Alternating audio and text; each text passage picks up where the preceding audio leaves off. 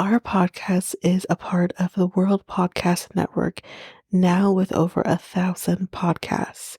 Visit the World Podcast Network at worldpodcast.network to listen to podcasts in over 12 genres. Come vote our podcast episodes up and help us rise on the leaderboard. If you have a podcast of your own, you can join for free. Patreon, going strong. If you want to go over there and join in on the fun, we got 3 tiers on Canadian dollars. First tier is $3 a month, where you get these episodes ad free.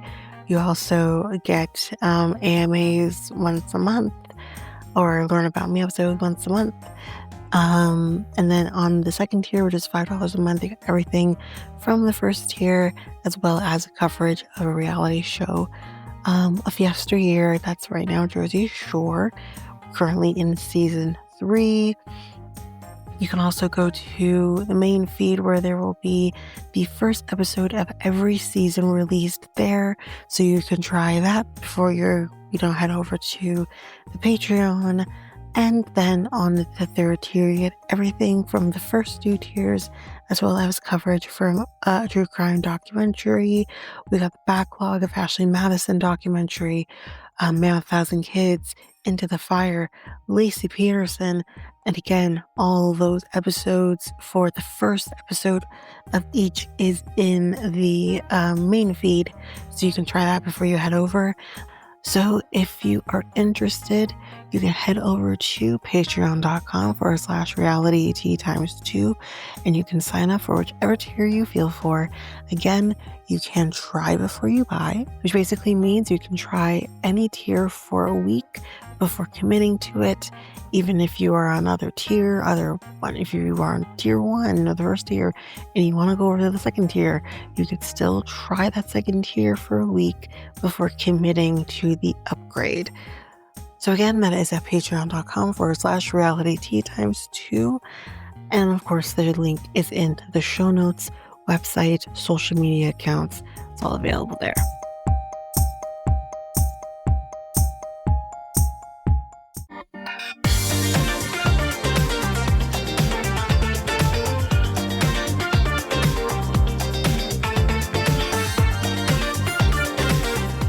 Welcome to Reality Tea Times 2, the podcast where we discuss all the trash reality TV we love to hate. I'm Tanika, and today we're going to be discussing Hunt for Love. That's what we're doing in this episode. So again, just to piggyback off of the Patreon ad, this month's documentary is going to be The Fall of Diddy. There'll be, as always, the first episode coverage will be on the main feed. I think they'll be coming out this week, actually. So that will be available for you to take a listen to. And if you like what you hear, you can head on over to patreon.com/realityt times 2, and it will be on the third tier. So that's basically that. I think I have podcasts this time around, so let's see. Yeah, so I do have one piece. So this is Sister Wives related. So Jen Sullivan, who is Mary's friend, actually just came forward to talk about her husband Sean's, quote, rare and aggressive health diagnosis. So on July 9th, she took to Instagram with a post revealing Sean's sarcoma journey to raise awareness for the rare form of cancer, saying, quote, this photo was taken on our 19th anniversary, just before Sean began treatment for sarcoma, a rare and aggressive cancer. She captioned her update. Since February, he's undergone 5 weeks of radiation and 2 major surgeries, including the removal of a third tumor that had grown unnoticed just outside the radiation area. It's horrible. In her post, Jen described her husband's recovery as long and painful. However, Sean is slowly gaining strength. We've kept this close so our kids could finish the school year without added worry, but we have told them have helped them to feel confident that we are on a good path and have decided to now share it with you too and say thank you. After thanking those who have sent prayers and texts, you pointed out that July is Sarcoma Awareness Month. While this road was unexpected, we're staying hopeful, grateful, and committed to catching any potential reoccurrence early, and we pray the worst is behind us. Thank you for loving and supporting us through it. We feel every single day. The only thing I'm gonna say is I hope that he overcomes this. Like, fuck cancer is the thing coming to mind right now, but that's that update. Don't think I have much else for this episode. Nope. So that's basically that. So let's head into the reason that we are here, and that is to go over episode 4 of Hunt for Love. So I think what I'll be kind of doing with this is I am trying to get through the ultimatum. I do have a few episodes ready to go. So I think what we'll do is we'll kind of maybe do, you know, 2 episodes of Hunt for Love with a sprinkle of ultimatum until we kind of get through it. But all the Hunt for Loves are done, so we'll be doing the catch up. So let's get to that. That's the plan. So let's get into it. Episode 4. So, so this is following the fight between Tim, Jen, all of this. So Jen's kind of like, the truth has been said finally. Again, as I said in the last episode, what truth? What does everybody know? This, you know what I mean? Like, who gives a fuck is kind of where I'm at here. But Tim says, I bought her a dance because she had never been to a strip club before. I thought that I was being like the cool boyfriend. That makes 100% total sense for me, seeing as a man who kind of just knowing Tim over these years seems like a person who just doesn't let anything really bother him. I don't know if confidence is the word I would use, but the word I would maybe say or kind of around that is as a man who's like, I don't like feel like I have to worry. I'm not someone who's gonna get overly jealous or anything. I don't feel like I have to like prove myself. So, and again, this is at a point in time where Tim's sexuality wasn't like being challenged as much as it has since then, especially with him not having sex with her. So it's just like he didn't think he probably had to worry about any of this. Um, at least on a public scale, I don't know what he's ever dealt with privately before, but it's just like at the end of the day, like I said, who cares? Like Jen thinks that she's like made this huge revelation. It's like, but no one cares. No one cares. Anyways, Jen says, I don't like drama coming from the person who's nothing but drama. Cole is like, is Tim going to be like watching us interact? Like he's buying into the whole thing that he thinks that Tim's gay, which is like, sir, have you seen yourself lately? Like you give off a vibe. Like I'm not saying he is, maybe he's not. Um, but there were a lot of similarities in terms of like the way they carry themselves, Tim and Cole. So it's just like she has a type. So, but it feels like like that aside, this is a straight man. To hear him kind of like shamed him, like that's kind of what it feels like. Of oh, he's gay, so he's gonna watch me and her. They have not been together for 7 years, so no. I think Tim could give two shits. But at the same time, it's like, are you making that about Jen or are you making that about because you think he's gay, so he's gonna be watching me? Like it's just, it feels so ugh. Anyway, Colin comes over to Tim and says, like, what happened? What's going on? Like, I'm trying to get it. Like, did you? like whatever. So Tim's kind of like explaining what's happened with the shipper and all of this and the way Jen kind of acts with him and all that. And he makes this mention of like she's just mad because I'm one of maybe the only people who didn't want to have sex with her. Like that's basically like what it feels like this comes down to. And Cole's like, well, did you have sex with her? Tim says no, he didn't. And this motherfucker asks, well, why not? Why does he have to? Why, because Jen is so beautiful, so this or whatever, that every man wants to have sex with her and should want to have sex with her. And what's wrong with you if you don't? Like, again, judging, not just because, yeah, Tim was into her. He said that he was sexually attracted to her when it mattered. And yeah, sure, maybe it's a little weird that he didn't want to have sex with her or that he didn't jump at the opportunity. But what does that actually say about us than him? Because I'm of the kind of thing is like I'm also not used to a man who's kind of made it pretty known that he's into me, but doesn't make the attempt to have sex with me, which I've dealt with that before with my ex-husband where he was kind of like not pushing that. And I'm like, this is so weird. But I respected it more. And like that felt refreshing. So that's where I was at. But it was weird initially. What does that say more about me and the bullshit men that have been in my life? Right? Whereas Tim's like, I'm into you, yeah, sure, but like, I want to make sure that there's more here. What does that say about him? I think, like, again, I've rehashed this, so I won't go back to it, but it's just, you know. But, anyways, Tim was like, it was 7 years ago. It's irrelevant now.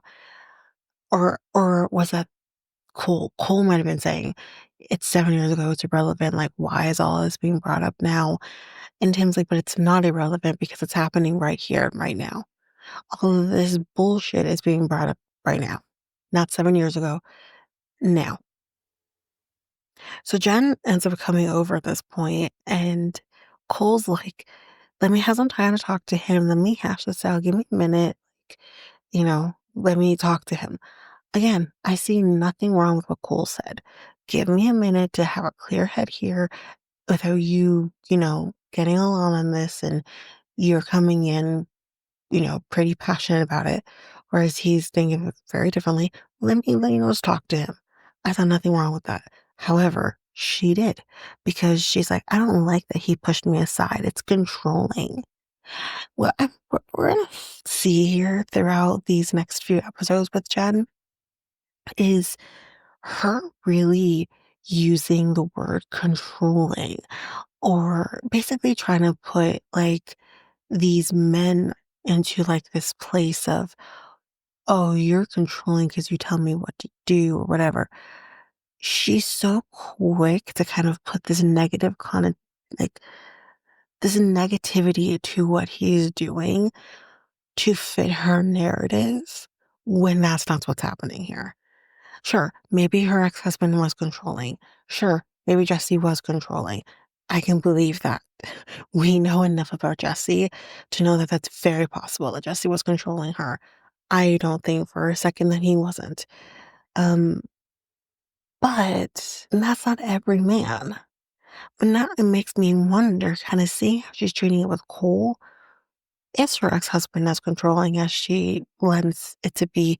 We don't know him. Never met him. Maybe it's not as bad as that. It was Jesse as controlling as she says that he was being. We don't know. We haven't heard his side of the story. So it's kind of like, do you say these men are controlling to fit your narrative? Which I hate to go there because like as women, I want to believe you. But seeing this, it's like, okay, Cole's not being controlling. And not at any point in the next few episodes, he is not being controlling. But she uses that word very freely. But anyways, let's get to this. She says that he's being controlling and she hates that. Chantel kind of comes in and she's like fighting with him, being like, what the, like, you're kind of being Jen's puppy, blah, blah, blah. And she starts saying, bro, your breath stinks. Your breath stinks. And I'm like, Jesus Christ, that's so mean. Um, but she says, and it's a good point, and we see this moving forward. Why acting like she is your wife? Like, why do you feel like you need to come here, have a conversation with him as if she is your wife? Like, calm all the way down. So you've been hanging out with her for 3 days. Like, relax. Tim was like, listen, I'm done. I don't want to be here anymore. I just want to go home. So he leaves the club, and you're literally thinking, like, is Tim gonna leave the entire like experience here? Is he gonna leave because of Jen? More on that later. So Courtney's like, I feel bad because like I started the trauma, but like I kind of love it. Courtney is full of drama. At least she owns it though, and she loves it. So it is what it is. Usman is doing the most with Courtney at this point. Like, I'm gonna talk about that in another episode, but it's just like, it's too much. But we'll get to that after. Cole, after all of this kind of happened, tries to talk to Jen, and she's just like, I don't want to talk to you. I don't want to talk to you because you're so controlling. I don't want to talk to you. So let me go to Rob and flirt with him right in front of Cole. Y'all, this is about to get messy. Buckle up if you haven't seen the episodes. Hopefully you have at this point, but it's about to get messy. So all of this because he asked for a minute to talk to Tim. All because he asked to talk to Tim. Jen acts like the biggest gaslighting bitch, all because Cole said, let me talk to Tim for a minute by myself. Then Rob, when they're leaving and they go on like the bus or whatever, Rob ends up sitting beside Jen. Now it's at her request. The Cole sits right next to them. So basically, like you have the two seaters on the one side. So it would have been like our right, and then Cole is on the other side, directly across from them. It's weird. It's a weird choice. Like, why would you sit there? Like for me, I would literally be like, kudos to them for being so bold faced in front of him. But I mean, like, you could avoid this, but you didn't. But he's just sitting there, and it's just like, this is weird. This is awkward. Why are we doing this? Anyways, um, she's literally making out with Rob, like right in front of Cole. They're so close. They're like nearly kissing. It's it's a lot. She's like, I want us to be stable when in a relationship. Bitch, you are toying with his emotions right in front of him, but you want to talk about stability in a relationship. None of this looks like stability. None of it. Rob is like, I'm gonna beat you at Mario Kart, all this other. They're used literally, seriously, Mario Kart is now a euphemism for sex. Mario Kart, I'm gonna fuck your brains out. It's ridiculous. And we're gonna get to that. We're gonna get to quote unquote Mario Kart. So Usman is like, I see Colt's coming after Courtney. I'm more man than Colt is. Like, and he starts talking about Colt's body and how, like, he's bigger than I am. I'm more fit, which that could be debatable. But anyways, it's disgusting. It's like there's so many things you can talk about Colt. The way he looks, this is not one of them. Like, honestly, like Colt doesn't do it for me. I've seen way too much to be like, yeah, that you do it for me. But here's the thing. Colt's done really well when it comes to his weight management. He's done so, so well, and kudos to him for doing it. And the facial hair, though, has helped. He does look quite attractive, but like to hear this fucking dumbass literally talk about someone's weight is just like gross. Anyways, he's like, I would bring her to Africa tomorrow. Like, it's just He's spewing such bullshit. It is ridiculous. Usman has. Anyways, we start talking ass play in the other bus. So we're talking ass play. Joe's like, I like to, um, I don't know if they're talking about licking ass. Like, what do you, anyways, it gets down to the point where not Usman, sorry, yikes, Joe admits kind of that he likes to get his ass licked sometimes. It's like, I'll lift a leg up. Like, it's all fine. Wow. I mean, not me, not I. But you know what? Again, kudos to him, I guess. So back to the whole, we're going back and forth here. We kind of hear again where I'll kind of be like, don't go to sleep until I teach you a Mario Kart. Again, it's an innuendo. But anyways, then Cole walks over to Jen and he whispers something in her ear and he just dips. We don't know what he said, but I don't know if they mentioned it on Between the Sheets, but like I don't think we know what he said. Anyway, we see Usman's walking Courtney to her room, and to me, it seems like he's kind of making his intentions clear. I don't know what he's trying to get here, but he wants to stay the night. But I think she just kind of wants him to leave, although she's not really saying it. Like, even when he eventually does say, like, I'll just go back to my room, she kind of like, it's like, oh, no, you can stay, but she really doesn't want him to. So it's weird, but this is awkwardness. And she's kind of like, we're in this bedroom with our club clothes on. She's like, this is gross. Like, you know, don't bring your outside clothes into your bed, which I totally agree with. She's like, you don't have your stuff. You don't have like a toothbrush, nothing. And this is where he's like, okay, let's let me go back to my room then. And she's like, no, but you can stay. But she really doesn't want him to stay. So it's like, why are you telling him he can stay though if he's literally saying I'll just leave? People pleaser. Anyways, he's like, it's okay. You're telling me without telling me that you don't want me to stay. So he does the dip. Meanwhile, with Jen and Rob, they're making out quite intensely. He's on top of her. They go out to the pool and they come back in from the pool naked, like butt ass. And shit has definitely happened. Yo, you can't convince me otherwise. These two definitely had sex. At the very least, they were butt ass naked. I'm sorry, but like, you can't convince me. Like, even if I were to be like, oh, maybe they did like other things, they were as naked as the day they were born. No, you can't. No. No. Anyways, the next day, Jen and Courtney are by the pool. We have Colt and Usman at the beach. They can see each other. Um, so Courtney basically asks, like, what are you and Rob? And she says that he did stay the night, but they cuddled. There was sex. He was super respectful. The Maybe he was super respectful with his clothes off, though. She tells Courtney Cole was being controlling, we've already hashed this out, bullshit, and he wanted to fight Rob. I mean, that's a lot. But yeah. She's like, I'm not trying to use Rob to get back at Cole. I'm not that evil. Man, yes, you are. Yes, you are. You are that evil, and you are trying to use Rob to get back at Cole.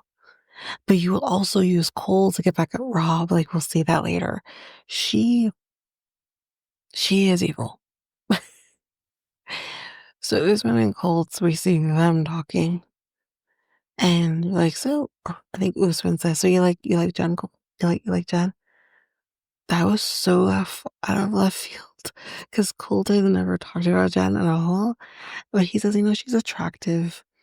And Usman can't even keep cool. Because he's like, oh yeah, okay. Do you think you can go for her? No. The Colts is not interested, which is amazing. And Usman's like, I see you getting close to Courtney. Like, what's going on there? Like, it's weird. And Colt admits, I like her. Like, I could date her.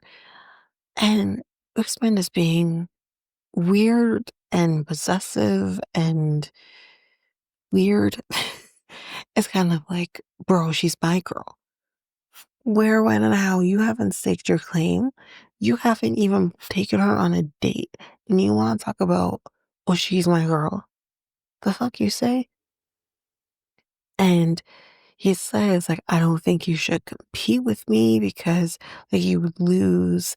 I think I'm more man than you are. It's so degrading. So degrading. It's gross. Like, there's nothing more I can say, but it's so degrading. And it's like, really though? Really, Uzi? That comes later. It's, you really think you're man enough? Because when I think man and who's man enough, ooh, Colt doesn't come on my mind either. But sure as hell Usman doesn't. And again, you can't measure the level of your manliness based off of your dick size. Because I don't mean damn thing. And I really think, because he makes mention of it, that he really is saying, like, I'm more man than you are because my dick is bigger than yours. Which is just like, again, doesn't mean anything, really, in terms of manliness. So Colt is like, if you have to tell another man that you're more of a man, you're nothing. You know what? Round of applause. That was well said. Good for you, Colty. Anyways, that's it for this episode, y'all. It was a shorter episode, but yeah, it was it's a lot of the drama with Jen and Rob stuff, but I think we'll get to that. But I definitely think, like I said, definitely think these two had sex. You cannot convince me otherwise. These two did. And I mean, again, at the end of the day, I don't see anything wrong with that. But it's pretending like it didn't happen to basically self-preserve. And we're gonna see her bold-faced lie to Cole later. So it's like that part of it for me is just like, yeah, that's gross. Because why do you need to do that? Why do you feel the need to lie to him? Anyways, that is it. As mentioned, that is it for this episode. So if you like what you heard, please rate, review the podcast on either Apple Podcasts or Spotify. Also, don't forget that you can also share us with everyone in your life if you really love this. And I do want to read those reviews. I'm definitely getting 5-star ratings, but I want to read those reviews. So send me those reviews and I will read those 4 and 5-star reviews on the podcast. Also, we're on every one of your favorite podcast apps. Every one of them, including you can find us on YouTube at Reality Tea Times 2. If you want to connect with us, you can do so by going to either Facebook or Instagram at Reality Tea Times 2. You can also find us on Twitter, TikTok, Reddit at Reality Tea Times 2 Pod. We also have our email, which is at realityteatimes2 at hotmail.com. Definitely want to hear from you guys. And we also have our new website where you can listen to all of these episodes. You can review the podcast on there as well. You can connect with me in any way, all the stuff.